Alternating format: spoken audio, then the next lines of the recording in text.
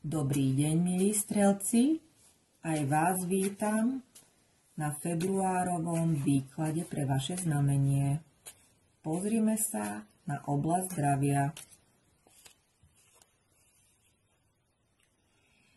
Strelci, zdravíčko, trošičku si treba dávať na úrazy, menšie problémy, poranenia začiatkom mesiaca. To niečo, čo podceníte proste v úrazovnej a nejakej tejto oblasti menších zranení, treba si dať do poriadku. Druhá polovička mesiaca už bude v poriadku.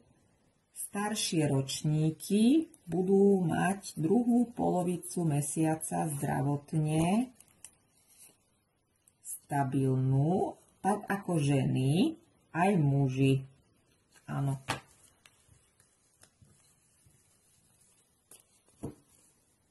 Milí strelci, pozrieme sa na ďalšiu oblasť. Oblasť práce a kariéry. Tak v práci a v pracovnej oblasti sa vám bude veľmi dariť.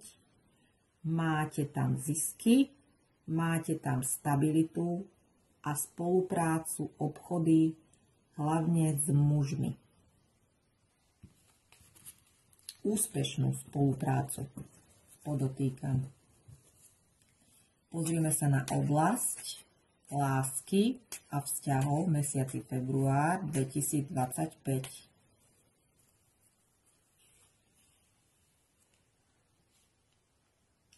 To zdravie a zdravotná oblasť prechádza nám aj do oblasti lásky. Čiže nevyriešené, nevyliečené zdravie prechádza aj do citovej oblasti.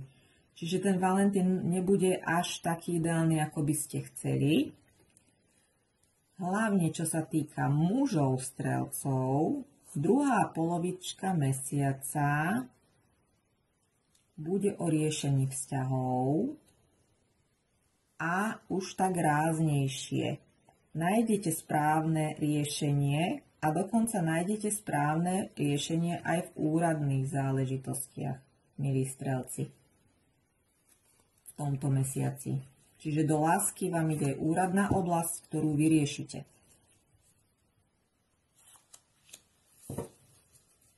Niektorému znameniu už táto karta vyšla a vám to vychádza opäť, tak ako tomu znameniu, a to znamená, že máte požiadať o vedenie. Je tu určitý Boží plán, ktorý sa má uskutočniť, čiže máte sa otvoriť intuícii, vedeniu.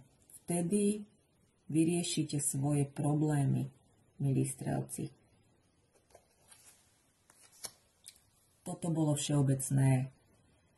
Všeobecný výklad pre vaše znamenie, znamenia strelca. Keď máte záujem o osobný výklad, veľmi rada vám ho urobím, keď si ho objednáte na mojej stránke onlineveštenie.sk. Bonus pre každého. Každý, kto dá odber a like na môj kanál a napíše do komentára heslo Valentín, bude zaradený do losovania o valentínsky horoskop zdarma. Veľa šťastia vám prajem.